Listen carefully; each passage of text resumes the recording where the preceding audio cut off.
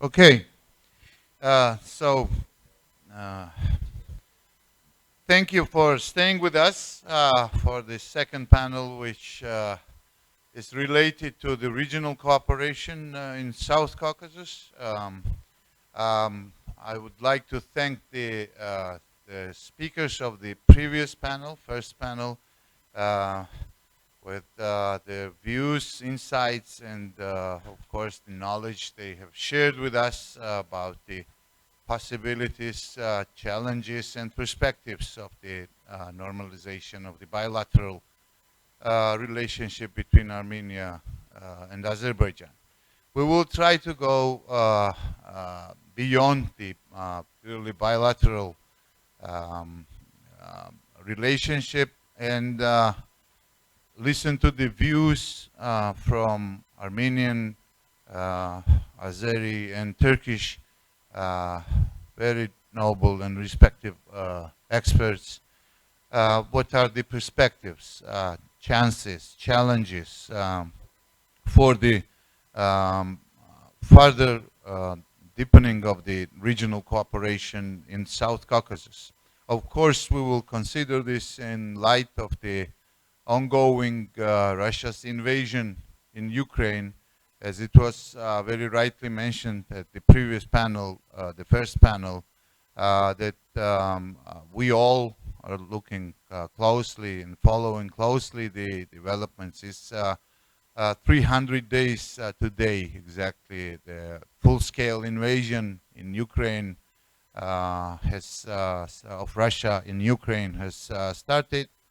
Let us hope, let us project that next year Ukraine will gain another wave of decisive,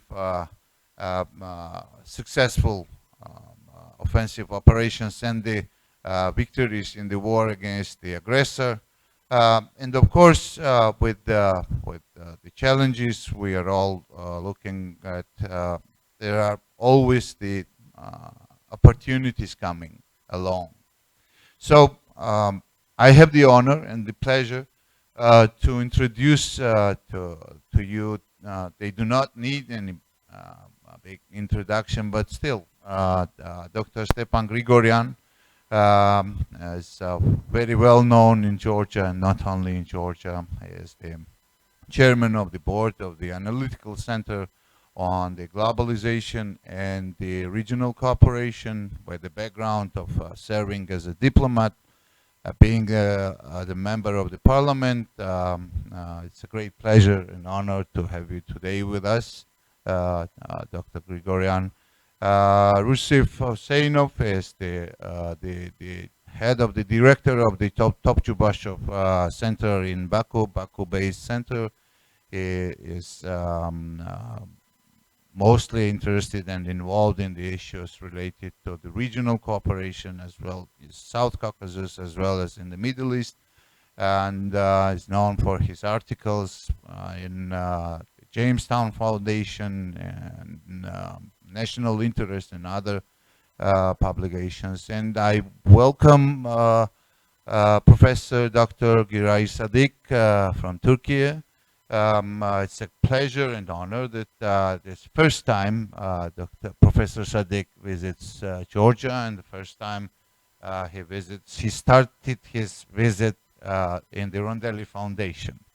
I couldn't miss this opportunity to mention this, of course. So let me start with Dr. Grigoryan. What is your view? What are your perspectives about the possibility of the cooperation, deepening cooperation, normalizing relationship, and deepening cooperation in South Caucasus region, please? Thank you. I will speak on Russia. It's easier to me. Thank you very much, dear Alex, dear Eka. Спасибо большое за приглашение. Thank you very much for this invitation.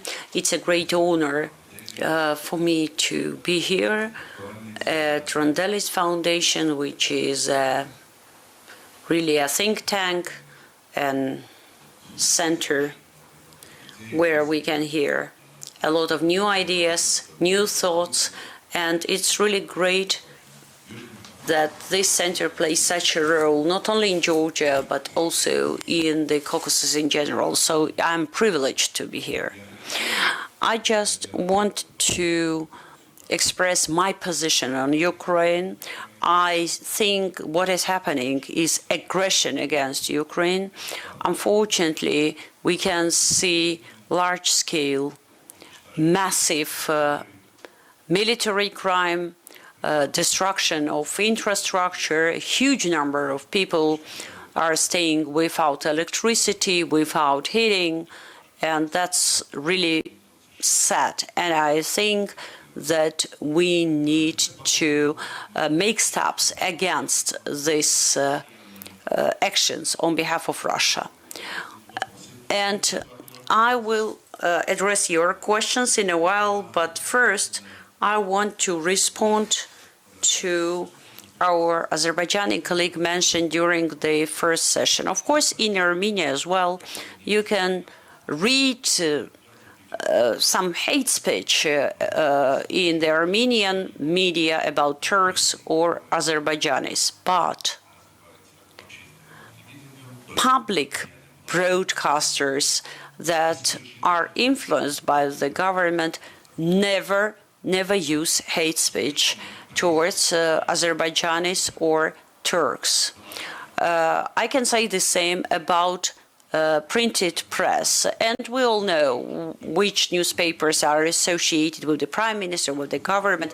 They never publish hate speech. So I agree with Farid that we all need to do a lot in Azerbaijan and in Armenia to mitigate the rhetorics, but there is a difference. In Azerbaijan, this is an official policy. And I think that a lot needs to be done there, and in Armenia as well, we need to work with the public to eradicate hate speech. Also, we discussed a lot peaceful agreement during the second session. So you imagine they show us some template for a peaceful agreement tomorrow. That would include delimitation, demarcation issues, corridors. Again, I say corridors conditionally, and I will explain myself later. And this agreement would not include the issue of Karabakh. So I think that on other issues we would pretty well arrive at an agreement with our Azerbaijani counterparts, but these three are the key points. By the way, our Azerbaijani colleague showed us a map of enclaves. So I actually used to dig into this issue quite deep in the past, and I discovered the following situation. For instance, there was a village or two villages, two communities, Azerbaijani or Armenian communities, and for instance they needed some pastures, so they agreed between themselves to divide some areas for grazing, and later it was reflected on the map. So for instance, if we take a map of 1974, 1991, if we use these maps, that would not be legitimate, would not be legal, and would result in conflicts tomorrow. Again, these are not huge territories. These are just like dozens of square meters. But again, these could lay a basis for conflicts later. And I think we need indeed to address this issue. You showed a good map, thank you, but in reality there are no Azerbaijani or Armenian enclaves in reality. And by the way, we used some maps that are dating back to the Soviet time. Those maps were signed by Armenia, by Azerbaijan, and Russia, and again, if we use the maps dated 1974 or 1991, believe me that tomorrow we would have a conflict over these territories again pretty soon. And there would be a demarcation issue again, and you will address the court in The Hague to have it resolved. And by the way, all our countries have signed a demarcation agreement at the international level that says that the maps and the administrative borders, respective administrative borders, are not finally set. This is a widespread practice. You know, there are some arguable, disputable territories between Ukraine and Russia, between many other states. But if we want to have a stable, a sustainable peace, we need to pay attention to some small details. And now about terminology. The people use the word corridors. Armenians are against using this term. And I think what we need to say is ex-territorial areas. So very frequently, when we say we are against having a corridor, people start saying, well, why are you against it? That's just a road. No, for us, it's not a corridor. For us, it's extraterritorial area. And here is where our views part with Russia. For instance, in Armenia, we call it Mehri corridor. In Azerbaijan, we say Zangezur corridor. So it's clear why Azerbaijan needs this road, because they want to connect to Nakhichevan. And that's quite understandable, and I think that is something to be done. But why? What is Russia's interest in having this corridor? So again, they are under sanctions. They do not have direct access to Europe. And they need some bypass to transport the goods to Europe. And I think they can see this railway as a good option for this purpose. And I think that in future their plan is to transport goods to Nakhichevan and then to Turkey. Another reason for Russia is to control this territory, because that would give them a lever to influence Azerbaijan, Armenia and Turkey as well. So that's their interest. But at least as I can see it, I think it's not the pressure from Azerbaijan, but more pressure from Russia on Armenia. You remember Russia even proposed building a wall along the Mehri corridor. I don't know how they were planning to close the border with Iran for Armenia. Who knows? But again, and now Azerbaijan says, we have resolved the issue of Karabakh, so we don't need a peaceful agreement. We all know the United States' position on this. And by the way, the Washington format is very important. That involves the foreign ministries of Armenia and Azerbaijan and the U.S. State Secretary. So the Americans are telling us, or at least this is how I understand them. So they say, okay, let's continue the dialogue on issues beyond Stepanakert. So this is what I wanted to share in general, and now I will try to address your questions. So first, peaceful agreement, what would it give us? Well, I'm not quite sure that peaceful agreement would be possible in the nearest future, but I don't know really how Nikol Pashinyan would sign any agreement, even if he's willing to, after the Lachin corridor is blocked. I'm not going to speak about whether it is legitimate or right or not right to block this corridor. Again, this is just a fact, and I think that amidst this fact, Pashinyan would not be able to sign anything at all.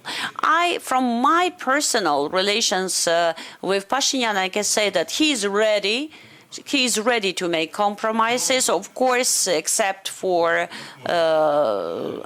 some red lines that he definitely has. But now he's not in a position to sign anything because of what is happening in Lachin. Because this is a violation of an agreement between Armenia, Russia, and Azerbaijan that we had in the past. Again, another issue is Turkey. In the Armenia-Azerbaijani context, Turkey has its conditions. They want Armenia to come on terms with Azerbaijan.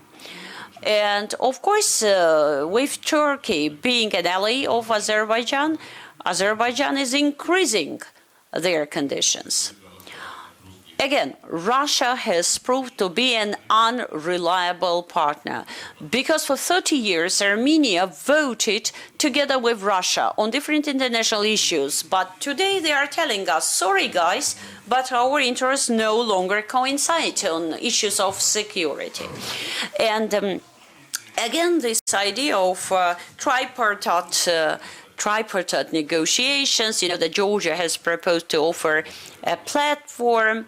By the way, this is also one of our platforms. This is a Georgian platform at the level of experts, but we know the Georgian government also has proposed an official platform, and you know that the first meeting with Mirzayan happened in July this year here in Tbilisi. So, of course, this is a positive thing, but I think that actions should follow the words.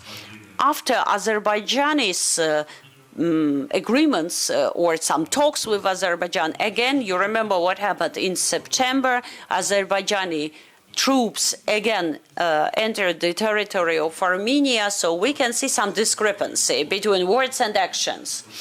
So if we speak about tripartite agreement,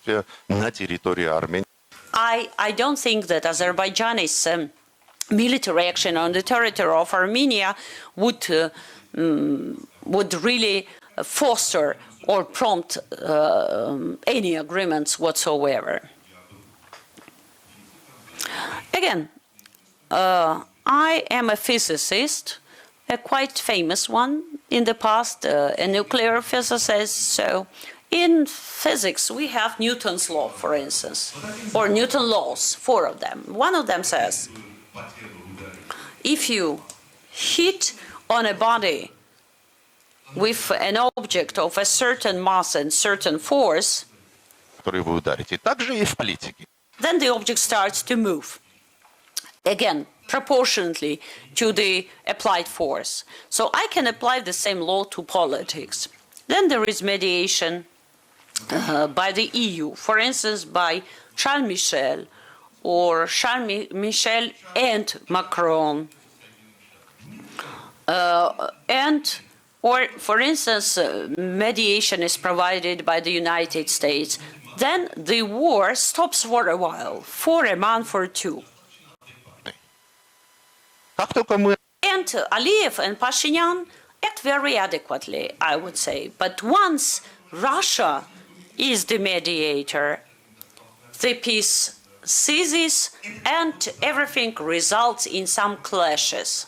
So that's, again, I would say it's similar to the laws of physics and laws of nature, I would say.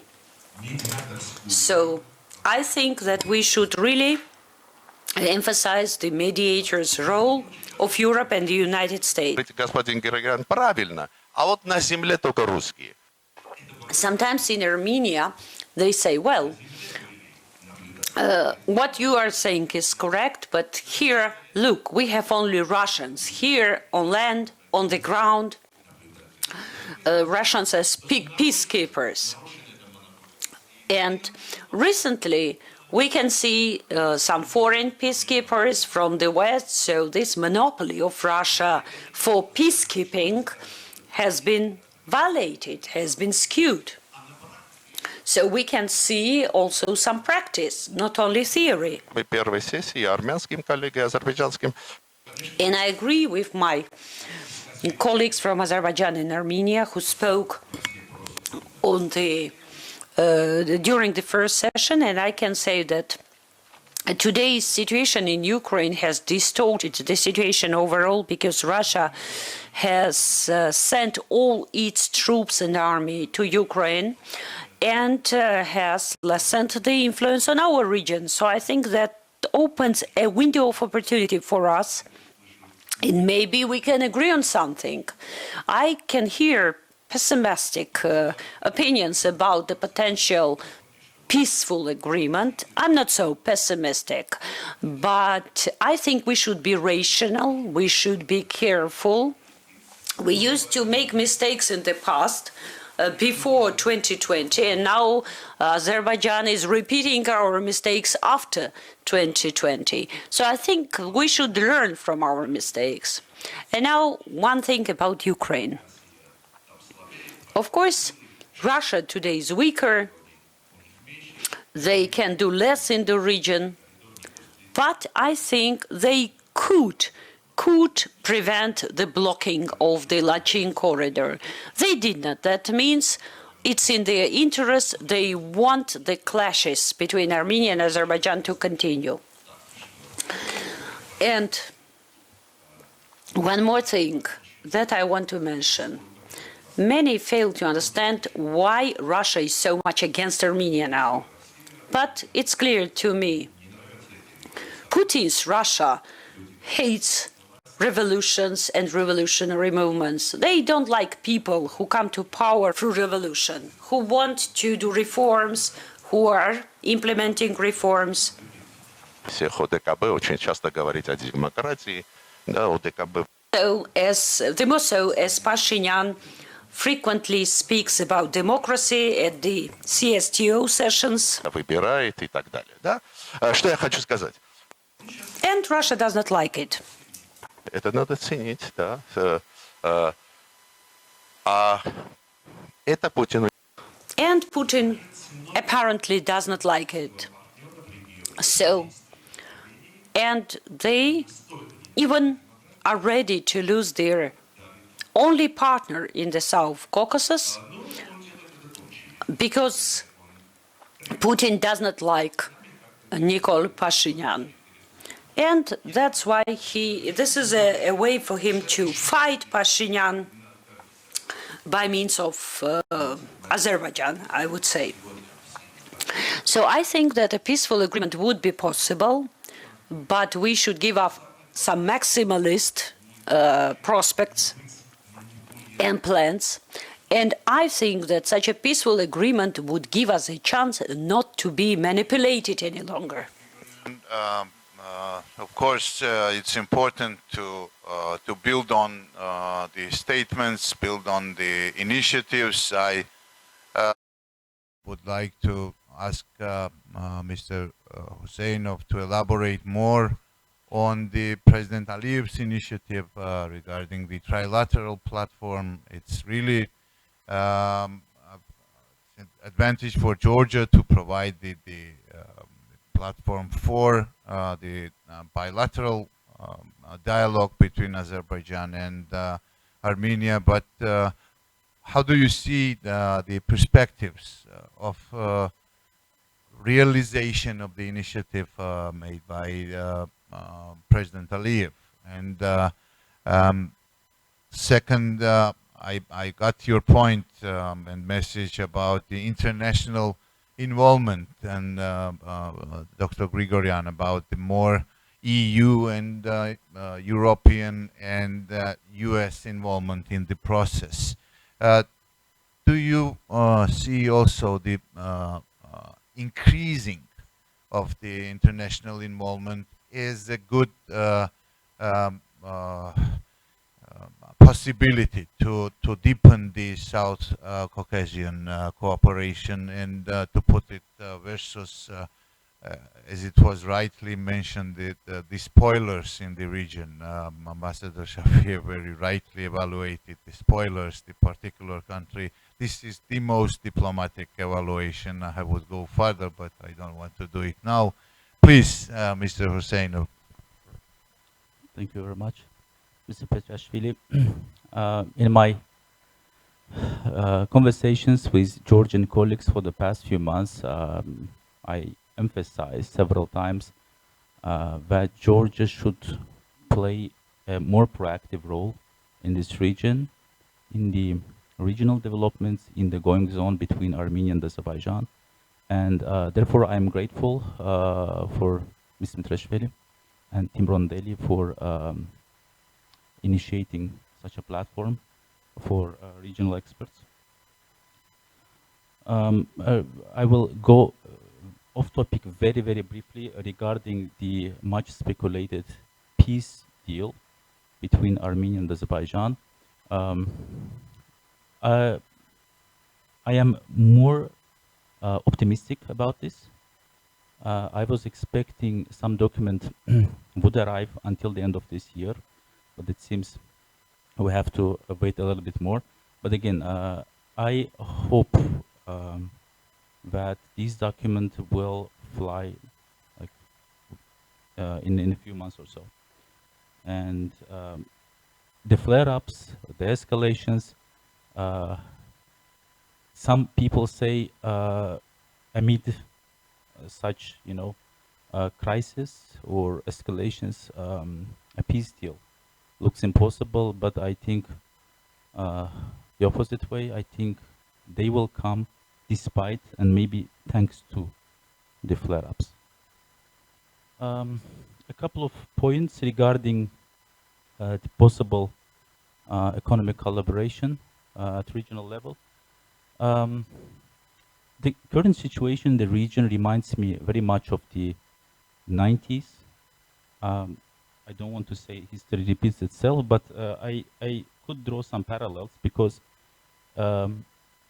nowadays, just like in the mid-90s, the region is adapting to new realities after a Karabakh war. We have a weaker Russia. Of course, it would be an exaggeration to compare post-Soviet Yeltsin-era Russia with the current one, but we can still see how Russia has reduced its attention to this region because of its present problems in Ukraine. And this situation, of course, creates a vacuum of power, which is seeming very, very attractive for both regional and outside actors. Advent of new economic opportunities and geo-economic projects, again, just like we were receiving in the mid and late 90s, when the first mega projects, mostly energy and transport projects, were first discussed and then implemented. Within this, nowadays, when I say we are receiving, some economic opportunities, again, it's mostly related to the current war in Ukraine, and I'll elaborate a little bit more on that. You mentioned trilateral platform proposed by the Azerbaijani side. Well, I have an article on this, and it is about Azerbaijan's strategy of trilateral alliances. So it is part of Azerbaijan's policy, usually in tandem with Turkey. We have these triangular constellations on many occasions. With Georgia, it's Azerbaijan, Georgia, Turkey, energy and transport projects. There is a new platform which is emerging, Azerbaijan, Turkmenistan, and Turkey. You all observed the recent meeting in Turkmenistan. Another triangular constellation, Azerbaijan, has been desiring and pushing for many years. It is Azerbaijan, Israel, Turkey. So these trilateral platforms are not something new for Azerbaijan's foreign policy doctrine. I drew parallel with the 90s. It was a time when these Baku Tbilisi Ceyhan, Baku Tbilisi Erzurum, or Baku Tbilisi Kars projects were initiated. But nowadays,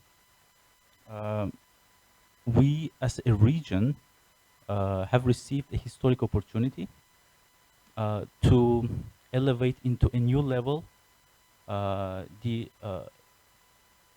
connectivity projects and become a transport hub between East and West. Because of the war, traditional supply chain lines, which used to go through Russia, they are disrupted. And now, many companies and countries, stakeholders in general, they are trying to look for alternatives. And our region, Central Asia plus South Caucasus, is of course providing these new platforms. So, transport hub, this is a historic momentum for our region, which we have to seize and take advantage of. Recently, you also observed this historic event which took place in Bucharest when the leaders of four countries, Azerbaijan, Georgia, Romania, and Hungary, they signed a deal on the green energy export from Azerbaijan all the way to Central Europe. This is another opportunity, a new opportunity when we as a region can be engaged in green energy and green technologies. Regarding energy deals, traditional energy deals, after Ms. von der Leyen's visit to Azerbaijan, it seems in the West they look at Azerbaijan as a reliable partner. There is this myth. I don't know who created this, but first they generated this myth and then started debunking it, kind of debunking that Azerbaijan cannot fully replace Russian gas in the European market. Azerbaijan never actually, claimed it would replace totally.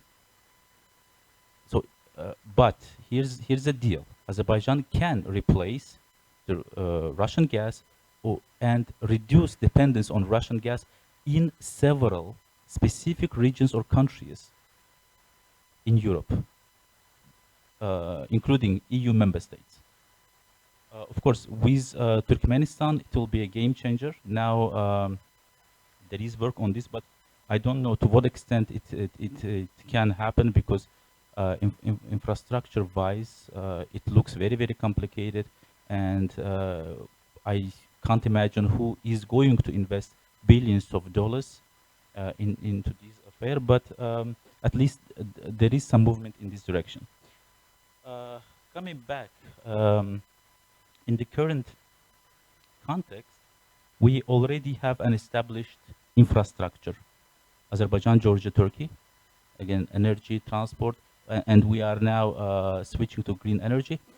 So to be honest, I can't see how we can also connect Georgia to the regional, Armenia to the regional affairs. Or maybe with the opening of this so-called Zangezur corridor, there will arise new opportunities. I remember there was a pre-2020 report by one European organization. They calculated how beneficial a possible, rail and highway between mainland Azerbaijan, Nakhchivan through Armenia could be, but I think it is a bit outdated now, and we must recalculate cost and benefits. I haven't been engaged in this, so I don't know how to evaluate the economic profits of this corridor. You also asked about the internationalization of the region. Of course, in the past 10 years or so, we maybe since the Russian-Georgian war, we have seen how Russia had tried to forge her monopoly in this region. But as I said, a new vacuum of power is emerging, and external stakeholders will come to this region with their agendas. But again, each outside player will have its own agenda, own interests, and not usually beneficial for the regional countries. So in any case, I think this regional platform, Azerbaijan, Georgia, Armenia, should be launched at the highest level. Maybe 3+3 didn't work, but 3 should work somehow. At least we should start as a platform of dialogue between the leaders of 3 countries. And then we can also gradually switch to topical issues about transport, about energy, about other issues. This is all from me. Thank you for your patience. Thank you, Mr. Huseynov. The 3+3 platform I intentionally did not mention. I think the position of Georgia is clear. I'm happy that so far official Tbilisi is expressing its position, not being ready for being involved in the platforms where is Russia, which is occupying the 20% of Georgia's territories. I hope it will continue that way. I have nothing against, of course, the other platforms you mentioned, trilateral, Turkey, Azerbaijan, Georgia. Today, I think, or tomorrow, the trilateral defense ministerial meeting is taking place in Turkey, and South Caucasian relationship, of course, is very, very dear for us and important. But how is it seen from Turkey? I think Mr. Huseynov mentioned the increase of a vacuum of power in the region since the war started, full-scale invasion in Ukraine.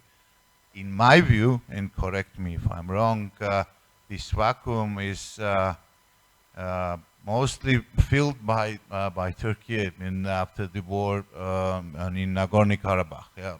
Turkey was always active politically, economically, but it was also evaluated as the return of Turkey in South Caucasus after the war in Nagorno-Karabakh has taken place. So from Ankara, from your perspective, how is it viewed? What are the chances to find the room for Armenia to be involved in this multilateral regional cooperation? Is Turkey really looking through the prism of Azerbaijan-Armenian relationship, the future of Turkish-Armenian relationship? Professor, please. Thank you, Chairman, and thank you for your warm hospitality, Alex, Eka, Keti. Great to be in Tbilisi, up to a good start. So let me start by just your question. There may be some misunderstanding for the ones who are not following as closely. Turkey never left the region, so we are the only country with with land borders to all 3 of the South Caucasian states, with Azerbaijan via Nakhchivan, Armenia, and Georgia. This is number 1. Number 2, in terms of Turkey's regional initiatives, Ambassador Shafiev also summarized. Turkey was promoting from Black Sea economic cooperation to bilateral levels before. And even, let me give you just an example. We were talking that with colleagues. Turkey had a visa liberalization with Georgia before Azerbaijan, for example. So yes, Azerbaijani people, they are our brothers, but Turkey's regional cooperation is beyond that to begin with. Therefore, Turkey is already an insider, so we don't need any other country to enter into region like Russia, let's say, for example. So we are part of the region, and that is why at the heart of my talk today, it will be regional ownership. That is, I underline.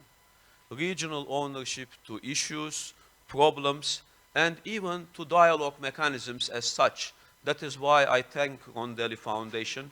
That is important. That is one of the consensus issues, that instead of having those meetings in Brussels or Moscow or DC, better to have them in Tbilisi, as that also indicates an important regional ownership. So you are not only interconnected geographically, like Baku, Tbilisi, Ceyhan for energy, but also for hearts and minds wise, that it could be a meaningful cooperation.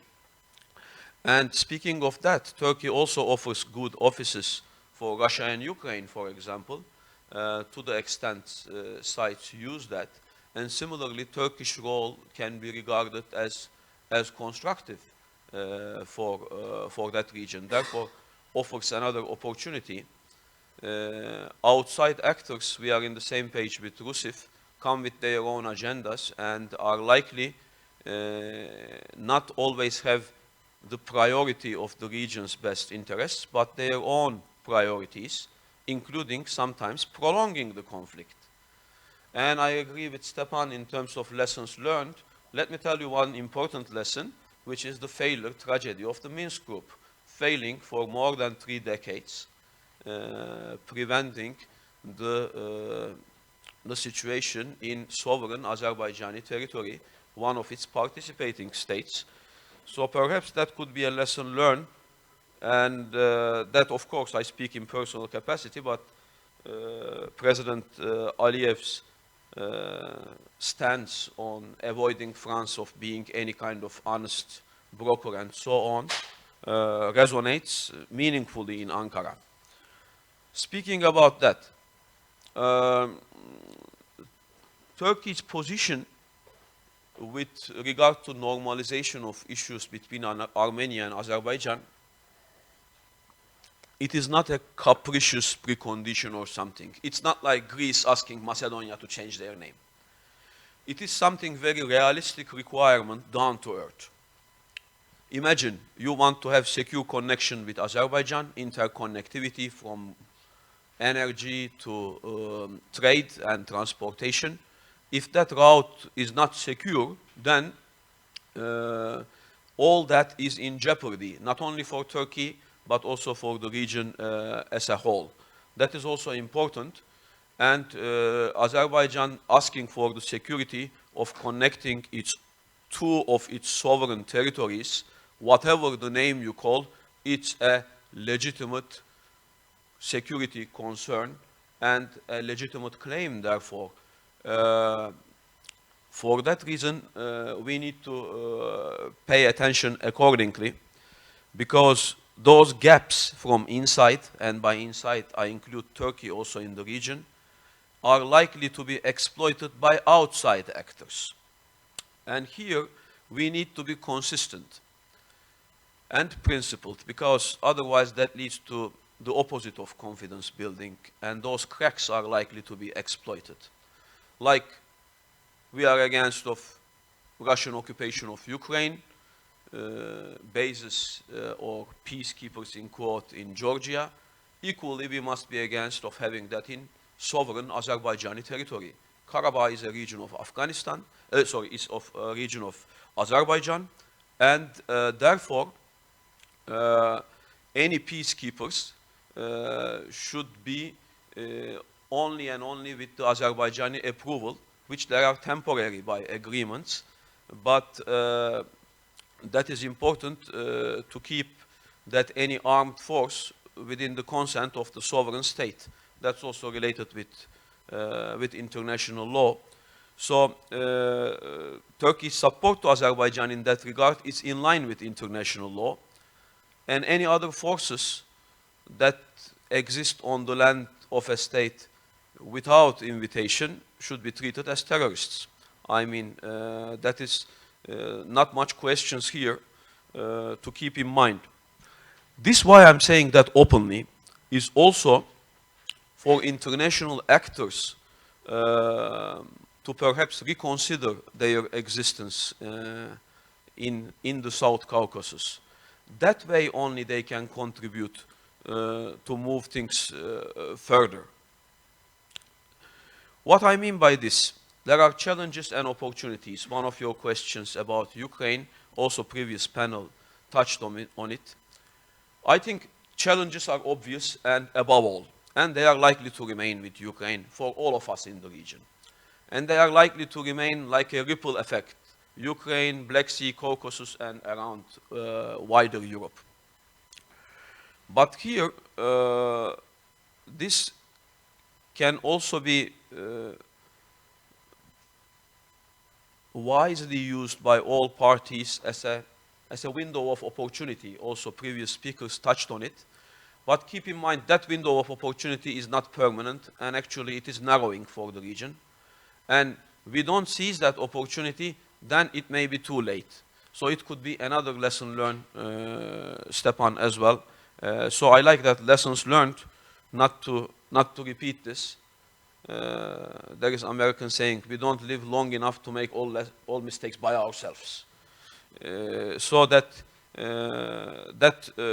to keep in mind, it could be one of them. Only after certain degree of stabilization, we can talk about positive agenda, which Turkey have initiated already with Georgia, Baku, Tbilisi, Ceyhan, and trilateral formats initiated by President Aliyev, and Turkey supports, frankly, most recently with Turkmenistan. But again, one of the basics of international affairs, it takes two to tango. So if Armenia joins that peace project, regional cooperation, it can be win-win for all sides. But that window of opportunity is likely to be limited because of Ukraine war, but because of regional issues such as troubles in Iran as well.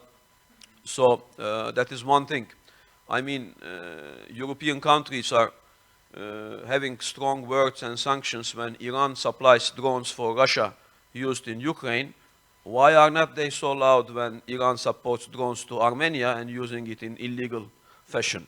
So we should be careful about those actors who are acting and not acting.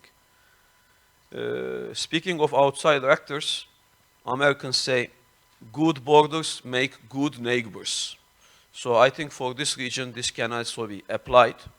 And it can be a good starting point. I am not saying that Armenia-Azerbaijan peace deal will solve everything and it will be a magical touch and so on. But it will be a step in the right direction, paving the way for other steps to be taken.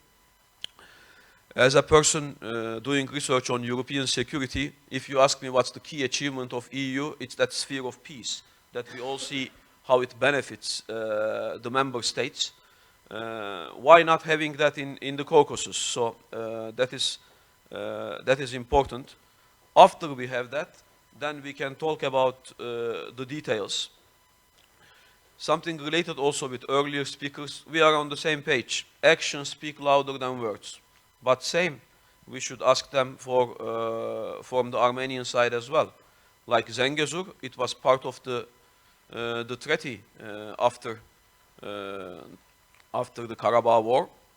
And although the side of Azerbaijan opened Lachin corridor, or the Lachin passage, then we see some hampering there. So that it could be. Something from previous session, a lady asked what it could be the miracle thing, what would be expected. Think about Russian peacekeepers. Maybe no peacekeepers, no problem, just food for thought and for everybody that it could be. Or only to the extent Russian, Turkish, or whoever peacekeepers on Azerbaijan, it should be a matter of their own decision. That's the sovereign state at the end of the day. But I can't remember exactly, I'm not good with Georgian names still, but there was a Russian base and the Russian base disappeared, Armenian problem disappeared from the region.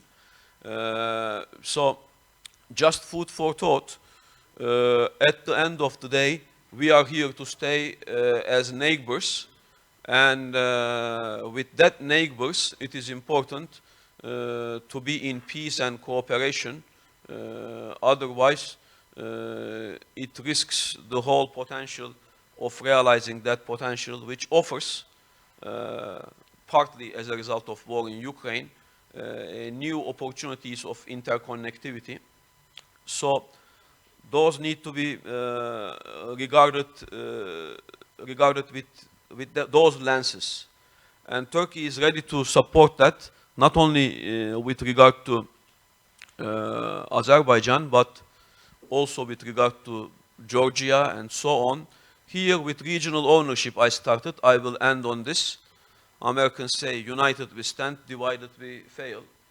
So that we need to be united in our effort to keep our region stable, peaceful, and deal our issues among us, because any foreign interference likely to come with its own agenda and baggage, and more likely to serve the prolonging of the conflict rather than making things safe for the region. I share the cautious optimism, but I'd like to underline cautious part better, because there are reasons for us to remain cautious and vigilant.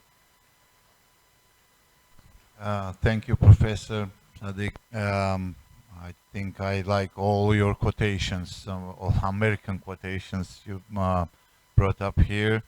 It reminds me about your books about U.S.-Turkish relationship or Turkish-European Union relationship. Also, to not go into further naming about the hybrid warfare, you wrote the book. Thank you very much for your remarks. Now, without further ado, I open the floor for the questions, because my panel's time was hijacked by the previous panel and by the lunch time. So, in the back, Iuliane, please.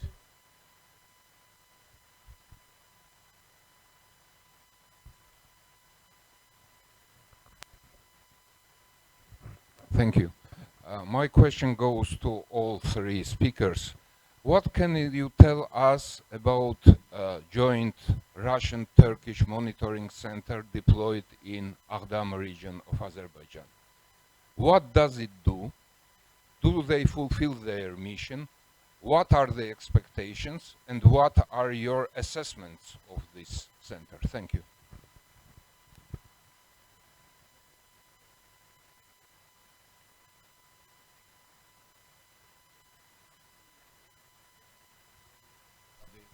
Questions, if you don't mind, and let's collect three questions I see here. Shota and then Teona, and please. This morning and then during the break, we were discussing about how the war in Ukraine, or the Russia-Ukraine war, might affect the situation in the region.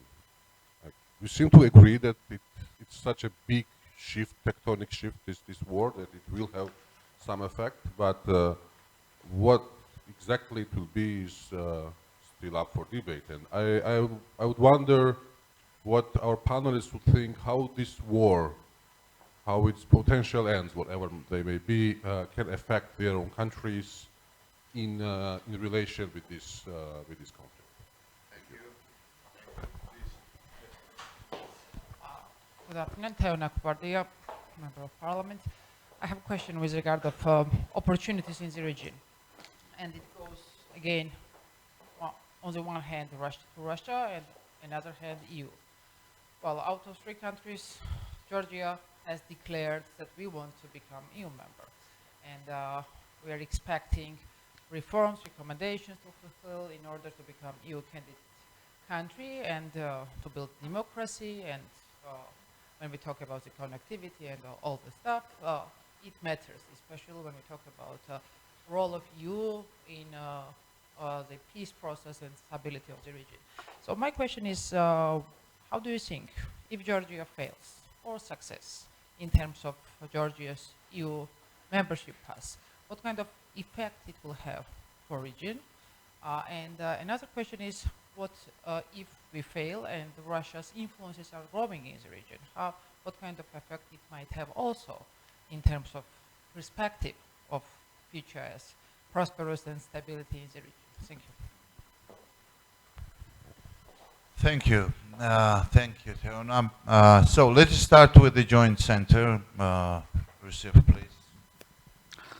This is a very complicated topic. A colleague of mine from Topchubashov Center, she decided to prepare a report on this. And it is going to be probably the first ever research about this joint monitoring mission. She has already presented it at a conference in Italy, but the full paper is coming in a month or so. But data collection process, you know, it went very hard. It took us a lot of time because we wanted to do a field research. We wanted to make interviews with the soldiers and officers accredited there. Formally, it was impossible. We could still manage to speak a couple of people from that center. We also tried to interview several military and political experts, including policymakers from Azerbaijan, Turkey, and Russia. It was also very hard because the knowledge of the center or its mandate or its activities is so limited. What we received from them was what we already knew. And many Russian experts, some Turkish experts, they also were not so much aware of that very center. So right now, since we had several flare-ups and crises on the ground in Karabakh, and some of them were intervened by the Russian peacekeepers who are in the region, but so far we never saw any public statements from that center. Maybe they prepare reports, or maybe they function behind the closed doors. But so far, our findings reveal that that center mostly and unfortunately has more of a symbolic meaning.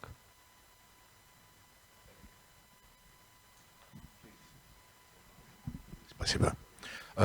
Ну, я начну с Ивлиана вопроса. I will start with the question asked by Ivliane.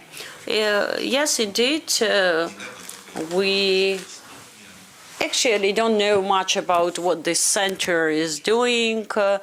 I recall hearing something about mines, but we're not sure. The problem is that this center involves Turkey, and Turkey is apparently pro-Azerbaijani.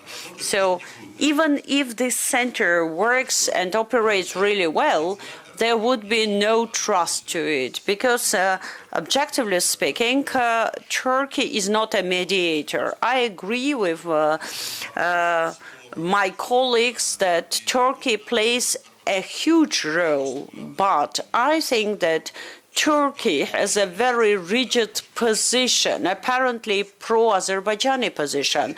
That's why I think nobody in Armenia is going to trust any report of this center if it produces one. So I think that this is just a symbolic monitoring center. Maybe it was established with some future purpose, but I cannot see any at this moment. Now, regarding the question about Georgia.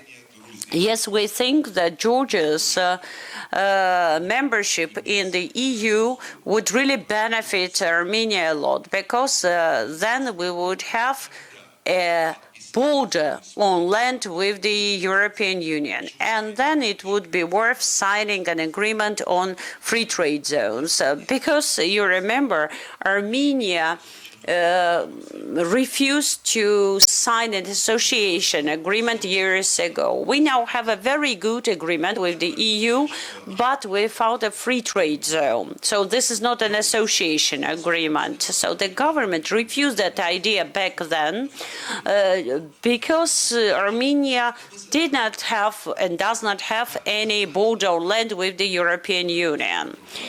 So I think that some people in the Armenian government really think that associate membership of Georgia in the EU, similar to that of Moldova and Ukraine, would really benefit Armenia.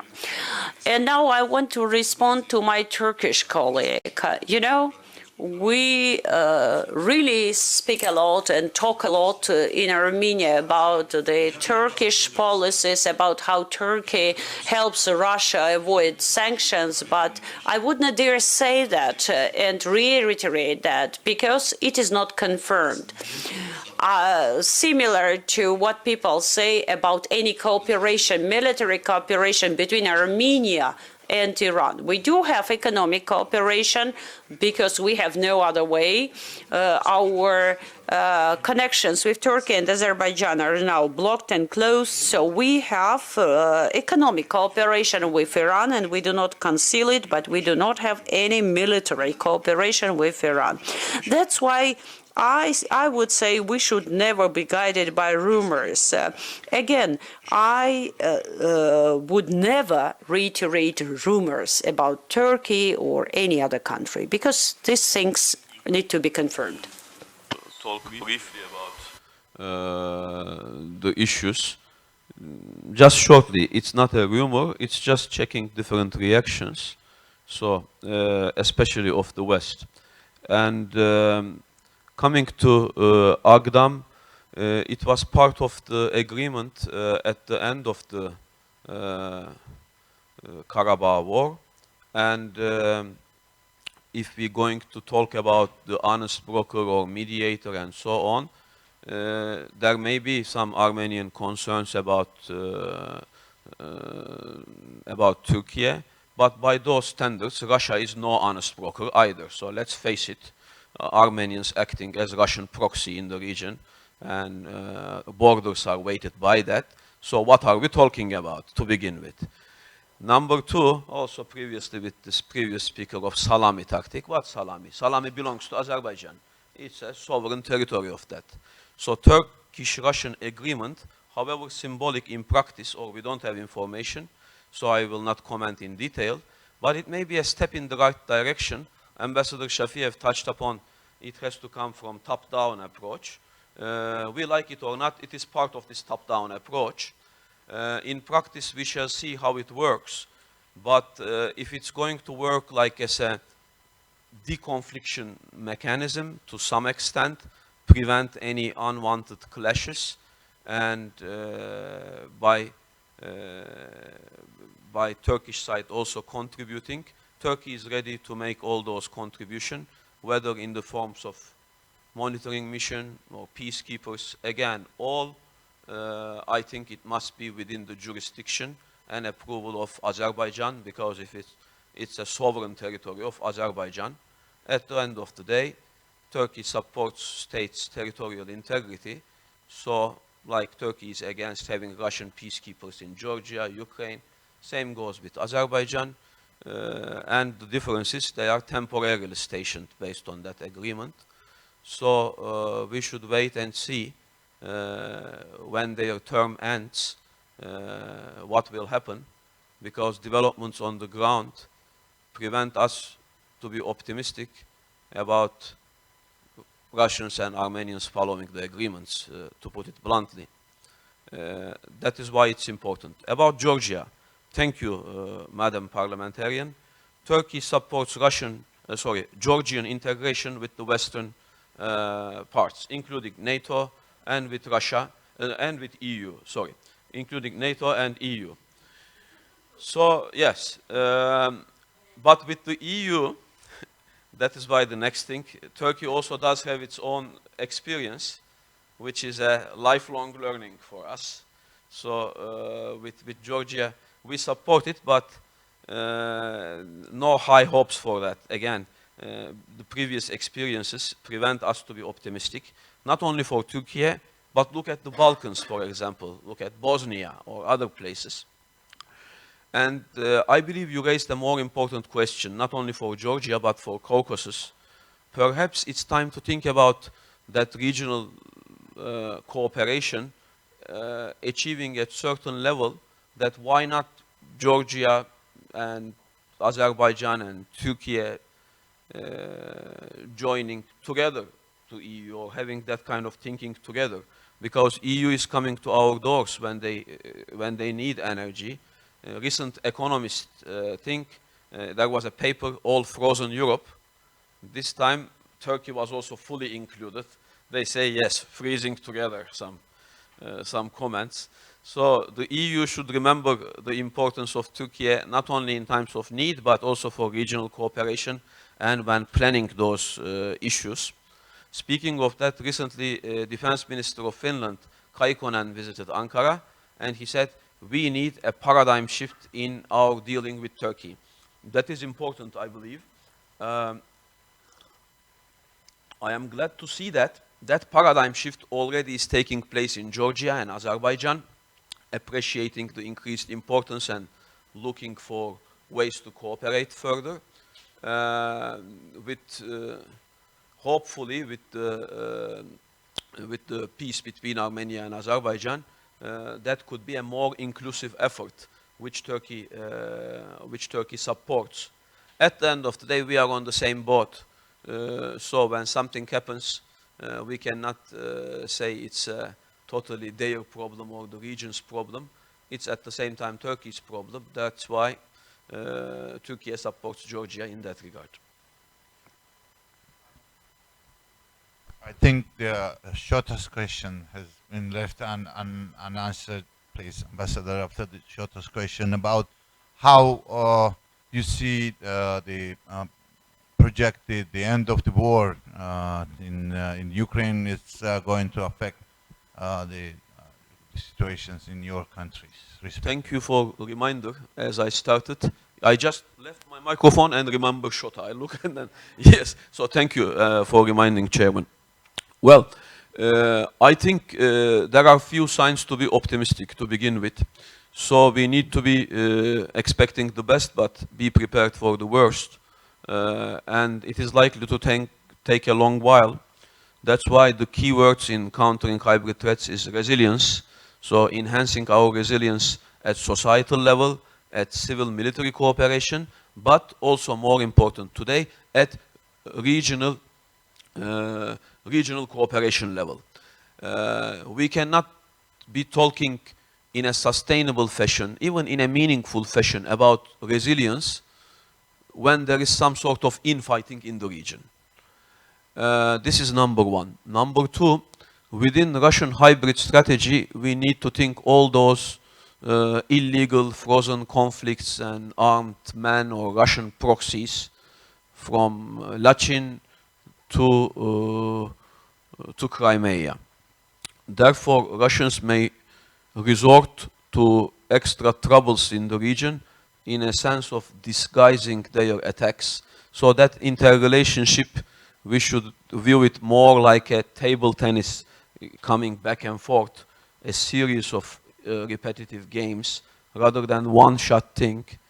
And in that process, again, I underline regional ownership, because at the end of the day, we see when stakes get really higher, all those big powers get out of the region, and we stay together with neighbors, inshallah, with friends, neighbors. Yeah. Yeah.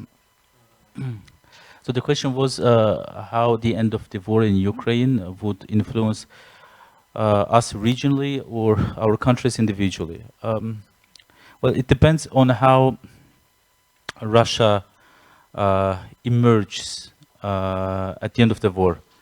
Whether it will be totally broken or left as a wounded lion, which would try to make it up elsewhere. Then it could be more dangerous. Regarding us, Azerbaijan, we have this optimism and cautious optimism about the temporarily stationed Russian troops in Karabakh that maybe the problems in Ukraine would accelerate their withdrawal.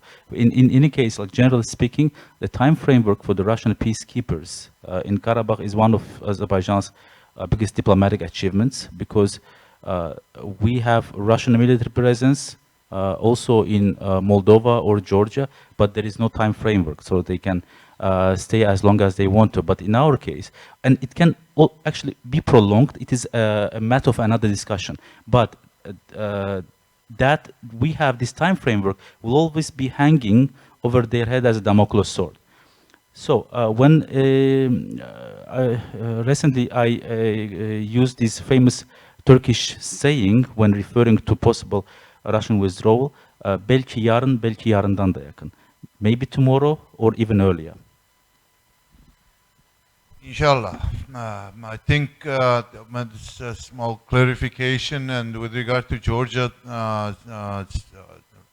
Russians have no status of the peacekeepers. They are purely the occupiers of the Georgian territories, and there is no legal basis, and without our consent, they are illegally occupying the territories of Georgia and have their military bases. Dr. Grigoryan, you want to add how the Ukraine war affects, or we could go to the... Да, Шоте вопрос. Yes, I want to respond to Shota's question because I did not previously. Of course, what is happening in Ukraine has an impact on us. It could not be otherwise because Russia is getting weaker, or at least it seems so. Of course, it's clear that some issues will be addressed without Russia now, but I think that any scenario would result in problems for us. That's why I said that, in my opinion, EU, US, France, Canada should be actively involved. And I think that Armenia, again, should welcome big players beyond the region to be involved. Of course, we know that Russia and Turkey promote the 3+3 scenario, but frankly speaking, we do not have any partners in this 3+3 scenario. That's why we would like to welcome some big actors from beyond the region. But of course, this should not be addressed by force. We need a peaceful dialogue because when people tell us, you know, we need to press for territorial integrity, that's it. I'm always asking these people a question: do you want to eliminate, eradicate ethnic ethnicities? No, this is not a way to do it. We need to negotiate. What was the reason behind creating the OSCE Minsk group? Specifically for the Karabakh issue. Of course, some things where the Minsk group worked well, some did not work so well. It's not now a place and time to speak about self-recognition, etc. We're not naive, we understand everything, but I think we should not only press on the issue of territorial integrity. I respect territorial integrity of Turkey, territorial integrity of Georgia and all other countries. But I don't think that we should play this card of territorial integrity to ruin people, to ruin communities, to block, for instance, the Lachin corridor, so that people would be starving, would be deprived of the possibility to move. I think we should say no to using force. We are all signatories to the Helsinki Acts, to many other international agreements. So I'm all in for a peaceful agreement, a peaceful resolution. Thank you. Just wanted to underline one thing. When you say, and when the speakers say, Turkey is pro-Azerbaijani, well, yes, but we're not anti-Armenian. So I think there's a big difference there.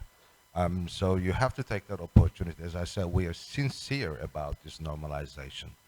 And you should not see it, the whole, I think we should refrain from looking at it from a zero-sum perspective. And also, I think I will caution on jumping to conclusions about a strategic vacuum in the region. It's too early to say that. A shift of focus and priorities does not necessarily equal at the moment to a strategic vacuum in the region. To the extent the involvement of the outside powers helps to solve the problems, yes, we're for it. But we, as Turkey, we definitely do not want to see the South Caucasus as yet another region of strategic rivalry between the Russia and the West. That's going to be very counterproductive. And so that brings me to the issue of regional ownership. Yes, we will definitely support it. But as I say, do not hatch all your policies in Turkey supporting Azerbaijan here.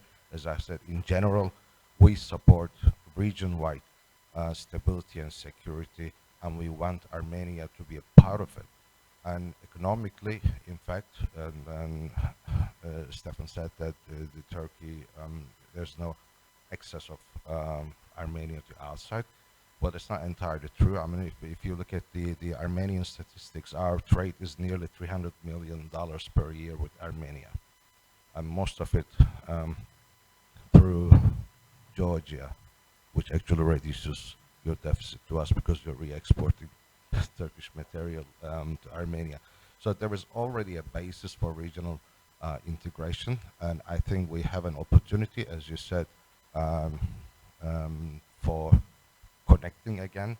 And as for this talk about corridors, I mean, we actually checked what a corridor means. There doesn't seem to be any internationally recognized fixed definition of a corridor. This is what you make of it. You sit and discuss with your counterparts, interlocutors, and how a corridor functions. During the COVID, we had corridor from Edirne to Sarpi in Turkey. We called it a corridor. It was not an extraterritorial right, but it was simply for the safe and healthy passage of the transportation. So I don't think we should get too much hang up on specific words, but I think, as you said, on the base of regional ownership, the countries need to sit and discuss, refraining from a zero-sum mentality, and to see how we can make this region reach its full potential after losing 3 decades. Thank you, Ambassador. Thank you for your remarks. Could you please pass?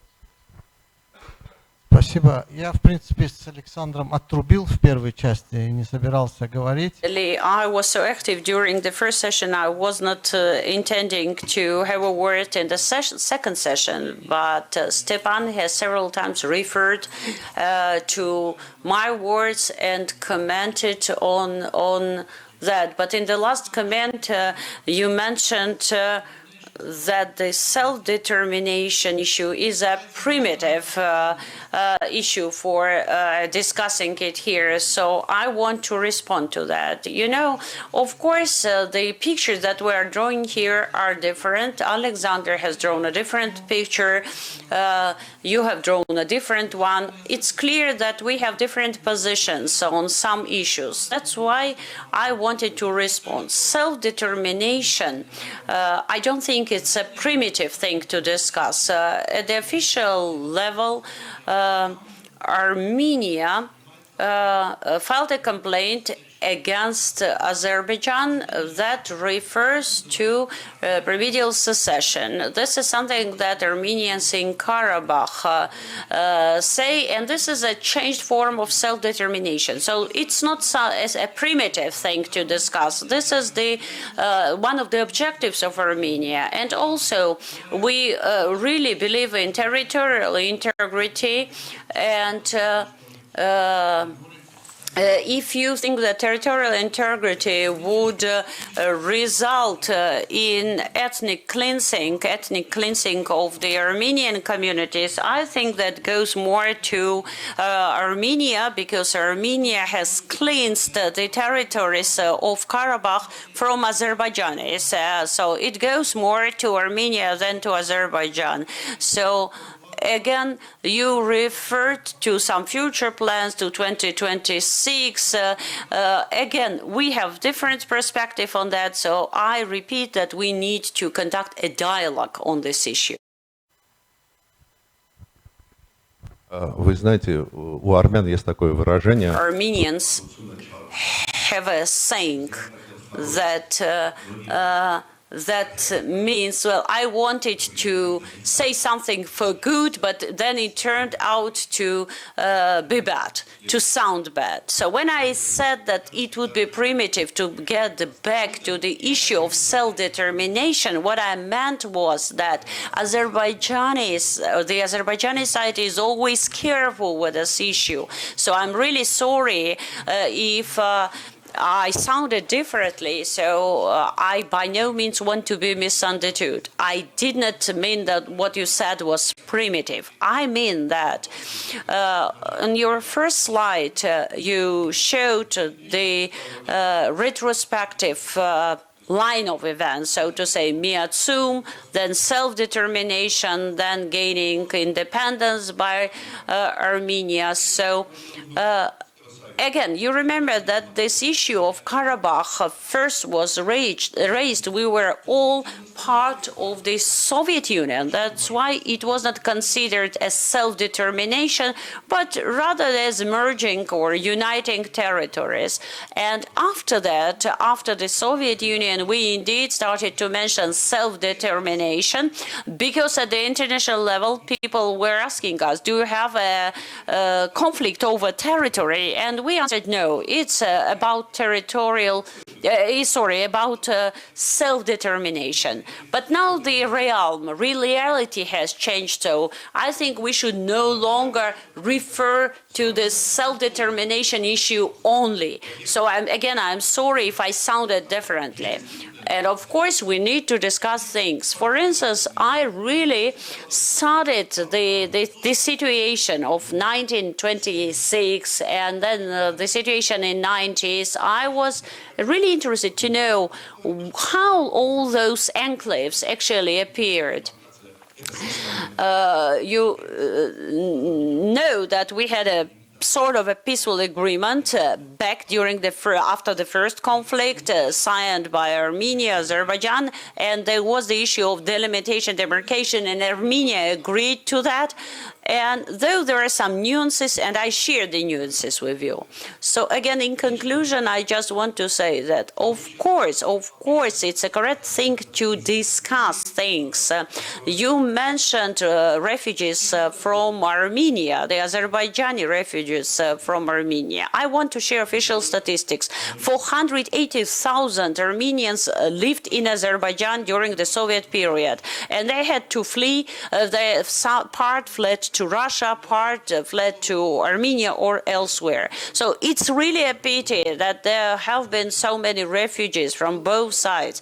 And I think that when we start sharing arguments, sometimes really we start arguing. But I can say that indeed there were a lot of Azerbaijanis who had to flee the territory of Karabakh. But again, I repeat, there were 480,000 Armenians living in Azerbaijan. But this is not what we should be discussing now. I would like to thank the organizers for giving us a chance to come together here and discuss things openly. I think what I learned today is that I improved my knowledge of Armenian, Turkish, Azeri proverbs. That's for sure. Second, I was confident after yesterday night when we served with Georgian Tolma that there will be no fight. We served Azerbaijani, Armenian, and Turkish friends, and we survived. So we will survive for sure tomorrow and the day after tomorrow. Third and finally, said, nobody wants any Russian peacekeepers in this region, in these countries, and in our neighboring and friendly countries. And I'm sure that sometime soon it will end up with the victory of Ukraine and the removal of the so-called peacekeepers. It didn't really go well with Russian militaries, in particular the the peacekeeper status. Thank you very much.